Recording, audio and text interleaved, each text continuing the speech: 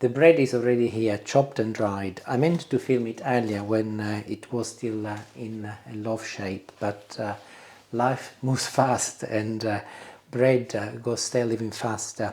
So I went to the supermarket about a week ago and I saw a couple of loaves of bread. They were reduced from £1.68 to 48 pence each. So I knew immediately that I was going to be making breadcrumbs. So I've chopped them up and they've actually been naturally drying with a little cover on top for a few days. And this is now really dry and you can tell no water whatsoever. I might have not had enough time to get my camera out, but the point remains. Making your own breadcrumbs at home is very practical and I think it's quite fun to make. By the way, these were pre-sliced already and all I did, I just chopped them with my hands and I put them in the trays and left them covered up, as I said before. Also, economically, if you're making your own breadcrumbs, cost-wise is about 20% than buying breadcrumbs. But more importantly, the texture. You can control the texture here. You can do them as fine as you like, or you can leave them a little bit bigger. But also the purchased breadcrumbs, in my view, they are without a soul. They actually are very bland and they're always very fine. Whereas here, as I said, you can control it and you do not have any preservatives. They are pretty much the bread as you buy. And in terms of the last thing is the zero waste, because again, you are making use of resources and you're not throwing anything away. Also, another practical element of homemade breadcrumbs is that you do not have to limit yourself to bread. So, for example, here we'll be using some Friselle di Orzo. These are like, this is really hard bread. And I was going to say like biscuits, they're not biscuits, it is bread, but it's made with barley. And my brother gave it to us when we went to see them in May. They're made in Lecce, southern Italy, but it's incredibly hard, but it's too good to throw away. So Julie and I decided that we can make breadcrumbs with it, because actually the taste is really nice, but we find it incredibly tough. So again, you can diversify, sorry, and you can add anything you like. For example, if you make pizza and you got the crust of the pizza, you're not going to be eating it. Just cut it before you eat your pizza and leave it on one side. And again, that will become hard and you can make breadcrumbs with that, because the pizza dough is very similar to what you use for bread. So, as I mentioned before, variety and flavor, and I will be mixing all this together and I'll show you what I do, which, as you've gathered, is not very difficult. I will be using a food processor and I've got one which has got a double blade, so this is going to be even more powerful and also faster. But if you've got a normal one with a single blade, will also be perfectly okay. It will take a little bit longer, but time is not a problem. And I'll fill it up pretty much to the top and I will press it down so that I can squeeze as much as possible. And here is the base of my food processor, and this will slot in. The lid goes on until it clicks and it's locked, and it's on already, and I'll turn mine on chop. So I've done an initial chop, but I can see that there are some big pieces inside, so I'll carry on and I'll go on to slice now. And that is enough for me. It depends on how you like it, but I don't want it too fine, and I'll show you what the outcome is. Here, if I just remove the blade, and I'll show you the beautiful breadcrumbs. So they are quite fine, but there is the odd bit of bread in there, which is nice in terms of texture. And I'll start moving them in a bowl, as I will be mixing them together later. So I'll carry on, I'll do the rest, and then I'll show you what the other bread looks like. And here's my last batch. I've got my bowl on the scale because I want to see how much I've managed to make. So the bowl weighed 1.2 kilo. I've got now 2.3 kilos, which means that I've made 1.1 kilo of breadcrumbs. Ironically, the loaves of bread, they weighed 800 grams each, 1.6 kilos. So I think it's interesting that half a kilo is water, which has just evaporated. So it's not bad, is it? 1.1 kilo of breadcrumbs for the total cost of 96p, 48p each loaf. So let's now make the breadcrumbs from the Lecce bread. I hope my brother is not going to watch this video, as he was really excited when he gave us this bread. He said that his friend brought it specially for him. So, but we cannot eat it, it's so hard. So we're making breadcrumbs, but don't tell him. I will only half fill it though, because it's a bit hard and I don't want to break my machine. So let's see how it goes.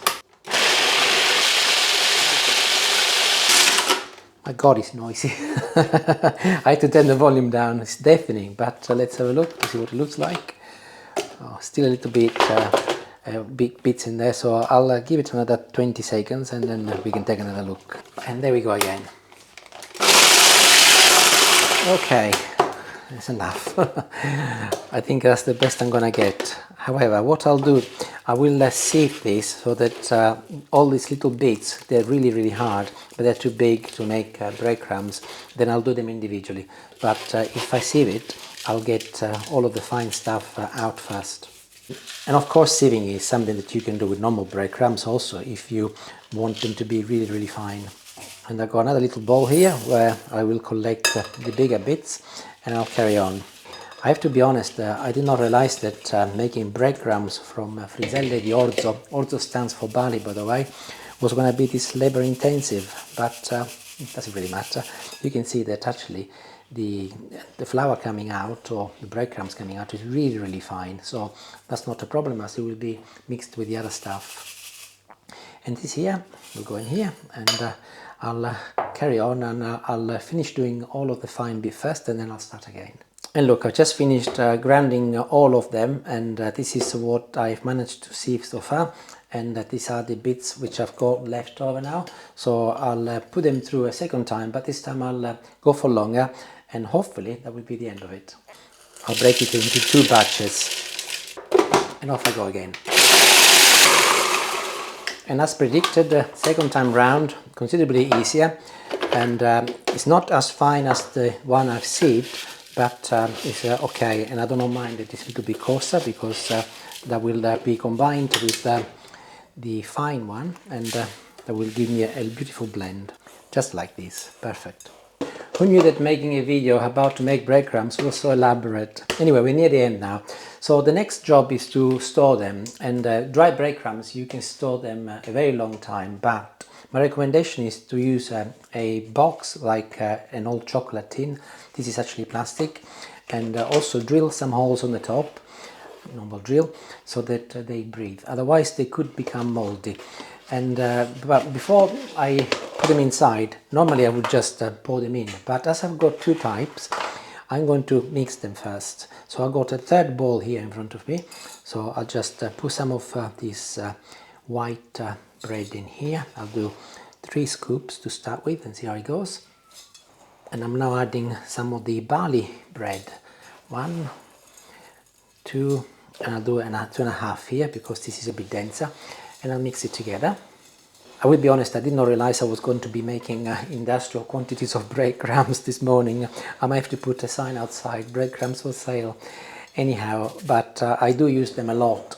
So I've actually got 2 of these tins, one indoors and one for my kitchen outside. And very simply, I'll just move them inside it, and they fit in perfectly. And the lid goes on, and they can be stored in a cool, dry cupboard, and they will last a long time. Also, there are different type of breadcrumbs. You can also make breadcrumbs with fresh bread or with stale bread. I'll show it to you.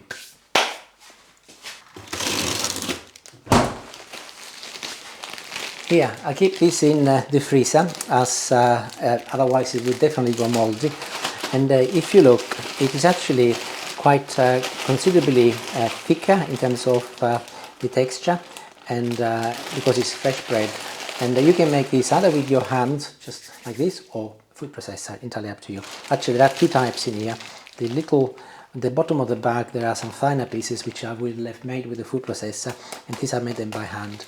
And I keep them in the freezer. And if I make, for example, something like carne alla pizzaiola, I made a carne alla pizzaiola dish a little while back. I'll put a link up here if you want to have a look at it. I'm likely to use fresh breadcrumbs, or I might make stuffed peppers. And the reason why I choose fresh breadcrumbs is because they tend to absorb less water as they're fresh. Whereas if I'm making something like polpette where I need more density, that's when I will use the dry stuff. But also with the wet stuff, what is useful is that you can put some Parmesan cheese, some parsley. These are just this is just bread. But my mum used to put some Parmesan cheese, parsley, mix everything together, salt and pepper, and then put it in the freezer. And when she wanted fresh breadcrumbs, which were already mixed with everything, she just get as much as she wanted, and she didn't have to faff about with grating cheese and so on, because it's in the freezer. So that's really, really useful. And that is the end of this video. Next time you are in the supermarket and you're looking to buy breadcrumbs, think again. And if you see a reduced loaf of bread, or even a full price loaf of bread, doesn't got to be reduced, is still better than buying the already made. And as I mentioned before, there will not be any preservatives, and it will be cheaper still, and it will last longer. Thank you for watching. Let me know if you make your own and how you get on. Arrivederci, grazie. Ciao.